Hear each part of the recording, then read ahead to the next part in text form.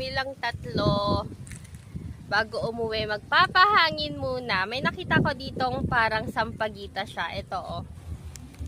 Ayan. Alam nyo ba dati mga mi, ginagawa naming bracelet ito. Ganito siya, gagawa ako.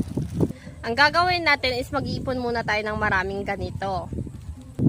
Pagkatapos naman mga mi, dahil may butas yan dyan, ayan, itutusok natin yung pinaka din nito. Parang ganito. Dugtong-dugtong lang natin. Eto mga mi, oh, nangangalahati na tayo. Eto nga at marami pa tayong pipitasin. Makakagawa tayo dito ng bracelet.